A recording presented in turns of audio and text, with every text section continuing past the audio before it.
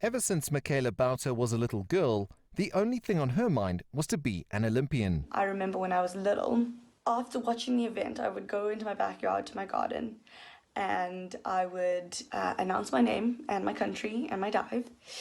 And I would professionally march onto my trampoline and I would perform a movement on my trampoline and kind of simulate the crowd going wild. And I have now been to World Championships and I've now been to Commonwealth Games, and the only one left from my garden simulations is the Olympics. The African champion had one last hurdle before realizing her dream, the South African National Championships.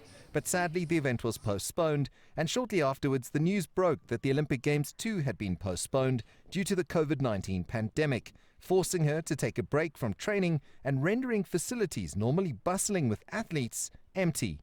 It's been more mentally frustrating because I'd kind of been training for 4 years leading up to these Olympics, and I think we had a stretch of a couple of months, maybe 5 months left when this all happened. So mentally just very disappointing to have put in so much work and effort for a deadline and then that deadline to be moved.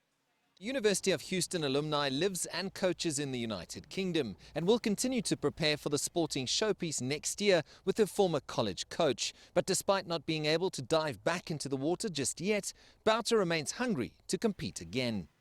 This next year won't so much be a learning year as it will be a perfecting year.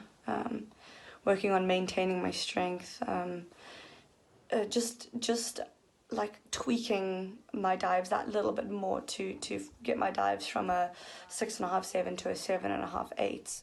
The 24-year-old admits that she had a roller coaster of a ride to get to this point in her career, and that her experience of narrowly missing out on qualifying for the 2016 Rio Games has added to her fuel now to keep pushing to realize her lifelong dream of representing the Rainbow Nation at an Olympic Games in the sport she loves. CS CGTN, Johannesburg, South Africa.